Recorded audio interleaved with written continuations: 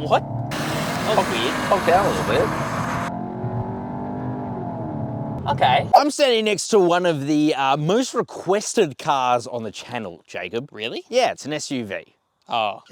Yeah, turn up your expectations, friend, because this thing is so popular. It's one of those cars that are like sold out. There is a shortening waiting list as cars come back into stock. So what I wanted to see is the facelifted version of the Skoda Karoq worth your hard-earned money and hard-earned time? Oh, good question. We have a limited time on this earth should you be driving this bad boy around. That got deep. That's what we're gonna answer. Here's the thing about the Skoda Karoq, Jacob. It's got some really, really good things and some not so great things. And it comes in at a really, really good price if you don't option anything. So today we're testing the Sportline. That is top of the range. There's two variants. And the Sportline, as the name suggests, comes with a more powerful engine. It comes with all-wheel drive. It also comes with a good price tag without options. About $50,000, just under drive away. That's really good, Jacob. That's actually affordable. But the one we have here is about 60,000 almost drive away, which is actually quite a lot.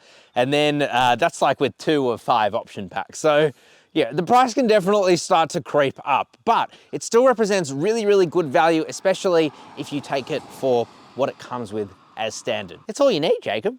Yeah, bloody oath. As always, if you guys need the best financing deals, head to our website, carsauce.com/finance. I've linked that below and in the comment section, and we will help you get the absolute best financing deals possible. And if you want to read a full written review of this car, click the link below or just visit carsauce.com. Jacob, while it's raining, let's get into it. Let's do it.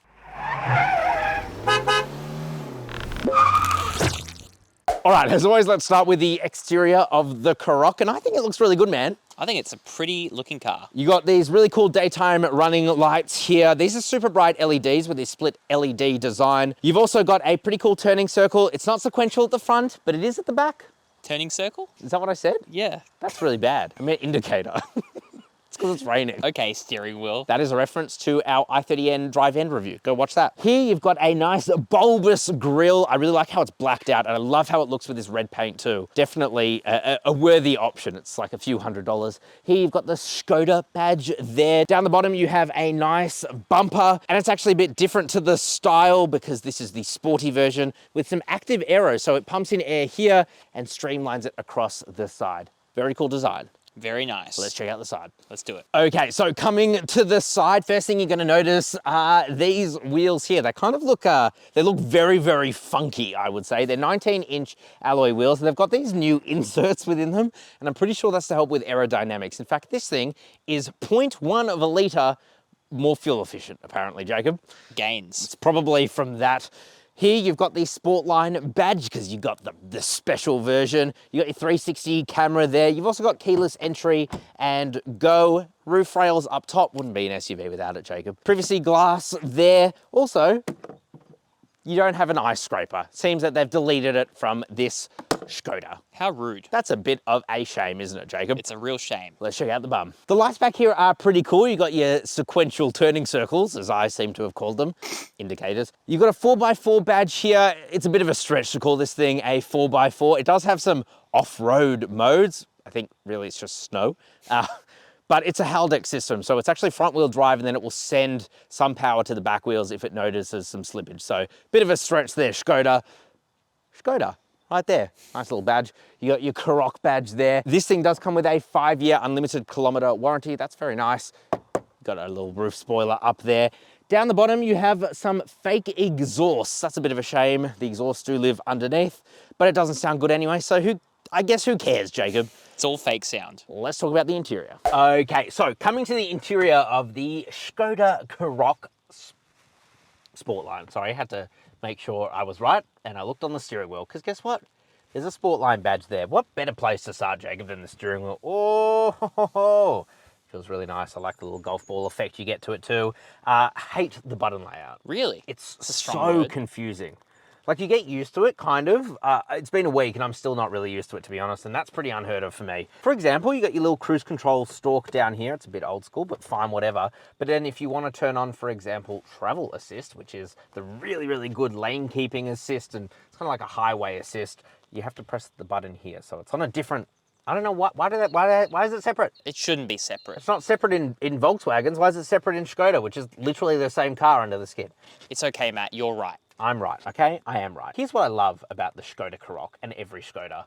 They are simply clever, friend. I'm going to keep using that. That is the catchphrase, the slogan of Skoda. So you have a glove box, but the glove box is more than just that because you've got a little air conditioning port in there and a pen holder and some other type of holder, I don't even know. Storage area up here. Ooh, it's felt lined so things won't rattle around. You've even got a storage area next to your leg, Jacob. You got so much bloody storage. And some might say that you are simply clever. Thanks, man. You know why? Why? Because I've given you the umbrella which hides underneath the passenger seat.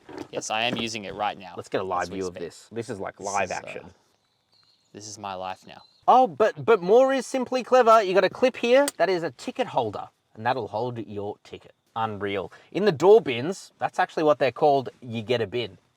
So it's an actual door bin. It's an actual door bin, and you've got some string here, and that holds your papers in place. Just little, like, cool things like that. I love how Skoda does it. It's just like small attention to detail that kind of just builds and builds until you're just a simply clever person yourself. Let's talk about some other simply clever stuff. Oh, look at this armrest. Yes, it extends. Yes, you can have it at whatever bloody angle you like. Not only that, it's actually quite a big space. You've also got a couple of cup holders in there, and they're actually got little nubs on them, and that holds your drinks in place with some coin holders and some more just random storage. If you don't like that, you can say and now you just got more space. That's simply clever. But say you've apologized, you've slept on the couch, you've made up with it, you can just take it, turn it around, and now it's a little ribbed area and nothing rubs around. Ribbed. No comment. What don't I like about the cabin? Well, it's a little boring. It is definitely boring. It's a little bit boring. It's a little bit German, if I'm being totally honest. You've got the German rainbow in here, mate. It's all black and white. It's just pretty boring. Soft touch materials, that's all nice, but that's all hard and scratchy. Don't love that. Kind of dotted around the cabin. But coming back to what I really like about this is the tech. So you do get a digital instrument cluster in front of you, but it is super slow responding. It must be using like a 10-year-old processor inside of it. You can see like a full screen maps ahead of you, and you can change between a bunch of menus, but yeah, it's just quite slow to respond. Again, that's where you kind of see that this is a cheaper Volkswagen product. You've also got the older infotainment display, but it's better, Jacob. Why is that? Because it's not the stupid integrated air conditioning that you get in, for example, the Volkswagen Mark 8 Golf, which... But I like that. You just reviewed. Did you actually say you like that in the review? I did. We're going to have a chat. You're an idiot. I do like this screen mostly. I mean, it's not the fastest to respond. Okay, work, no. You do have some hand gestures that sometimes work. Generally speaking, the tech in here works like 90% of the time. And you do have wireless Apple CarPlay and Android Auto, so we like to say that. Now, in terms of charging, you do get a couple of USB-C ports. We like to see that, a 12-volt socket and a wireless charger for your phone. So that's all actually very good. Here, you've got your gear selector. Now, as I said, I don't think you actually need to get any options with this car, but if you do, the one that you should get is the premium pack. I've actually got the list here because it's quite an extensive list. It's not too expensive, $5,900, but you do get adaptive dampers with drive mode selection, a 360 camera, you get a larger infotainment display, you get the lane assist or the travel assist, i.e. this thing will essentially drive itself down a highway, which, I don't know, man, that's like worth it in itself. Oh, definitely. This thing can also actually park itself. It's also got heated front and rear seats and a heat insulating windshield, whatever that really means, Jacob. Regardless, it's probably a good package to have if you want it, but you don't actually need it. The seats here are actually pretty comfortable on their own. They're a cloth unit, but they're really supportive. They look really cool and they feel nice. So I've got no complaints there. They are manually adjusting, but I don't know. Who really cares? The other package it has is the panoramic sunroof. It's an $1,800 option. Really lightens up this otherwise black interior. But again, if you want to save a bit of money, it's not necessary. That's kind of the moral of the story. The Skoda represents really, really good value if you don't add on any packages. As soon as you do, you start getting pretty damn expensive. Oh, definitely. Let's check out the back seats. Okay, so coming to the back seats, Jacob, what is it with car manufacturers and fake carbon fiber? I think they're in love with it. It's so weird. You do have some ambient lighting here though. That's pretty cool. I like to see that. Quality back here is super duper average, but the seats are nice and comfy. Don't have any complaints. They're also heated, as I said. You've got some aircon vents here. That's nice. And a 12-volt socket. Some map pockets there. I love this. So, center armrest. You've got like these 3 cup holders. One's for like a little energy drink. Who cares about that? Ski pass-through, and not just a ski pass-through, it's a ski pass-through to probably, and weirdly, the coolest boot ever. Jacob, let's talk about it. Oh yeah. Jacob, mate, I don't often get very excited about boots. In fact, I'm about as excited about this as nobody, but I have to say, this is simply clever. I see what you did there. Don't explain your joke. Okay. Don't explain it. All right. Look how much space you get, Jacob. Oh, unreal. So yes, it's actually quite smart packaging back here. It's pretty impressive, but it's some of the inclusions that you get that really blow my mind. Okay, so you have 3 nets here, Jacob. That is really, really impressive. The nets are good for when you have loose items like your backpack. You can literally just stick it behind and it won't roll around. Because if you just leave it there, it probably will. Get the hell out of here. You see this water bottle, Jacob?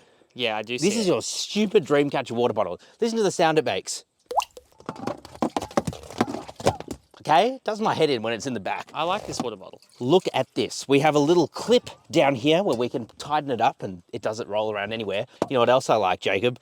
What? You get more storage here with a 12-volt socket. You've got a couple of hooks here which you can use for your baggage, or you can use it for like your groceries or something. That's pretty awesome. You could have used it for your backpack if you didn't throw it away. Could have, but it's in the B-roll. We can also pull this out. Oh, it's rubbery on this side. But if we put it over this side, then we get luxurious carpet. How cool is that, Jacob? It's luxurious. But wait, there's more. We can also pull this lever and then push this seat and it folds down. Alternatively, if we don't want to do it from there, we can do it the long way. Walk around here, press this, down it goes. Nice and simple. Then, as you can see, you just get bucket loads of room. So there's a lot going on, including this powered tailgate, but I'm super impressed. Really good packaging. It's my favorite boot ever. Well, let's talk about the front. As I said, this is the Sportline. It's this sporty trim. You get a pretty sporty engine, actually, Jacob. What engine? Oh, glad you asked. This is the EA888. If you know anything about Volkswagen, these engines have been around for quite some time, but they're a bloody great engine. 2-litre, 4-cylinder, turbo petrol engine. Does drink 95 premium fuel and above, but that's okay because it puts out a nice amount of power. 140 kilowatt of power, 320 newton meters of torque, but it's available from like 1500 RPM. So it actually pulls pretty hard, especially when you consider this thing does have all-wheel drive, unlike the style, which only comes with front-wheel drive, although as you'll see in a moment, potentially not a bad thing. And all of that is paired to Volkswagen's 7-speed dual clutch automatic. You can get the 8-speed automatic torque converter, but that is only in the style. So you get a very different drivetrain if you opt to go for the lower model, but again, really not a bad thing. And if you want to know more about that drivetrain, go watch our Golf Life review, Jacob, that you actually filmed. That was a lot of fun. Well done, mate. Thanks, bro. Let's launch it. This thing has launch control. Let's do it. Fist me. What? That was weird. Bog down a little bit.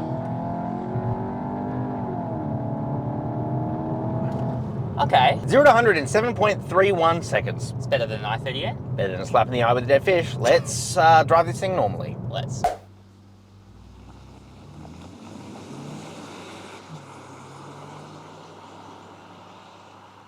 Alrighty, so driving the Skoda Karoq. Is that how you say it? I think so. Skoda. Skoda. Hi, I'm Skoda. Nice to meet you. Yes. Watch this. How much do you like fake engine noise? I love it, actually. Ooh. It's actually pretty quick. Can I show you what I mean by the fake engine noise, though? Is that iconic sound? Just hang on, I've got to go into mode and then individual. Yeah, individual change. All right, now listen to this, right? Engine sound is off. Huh.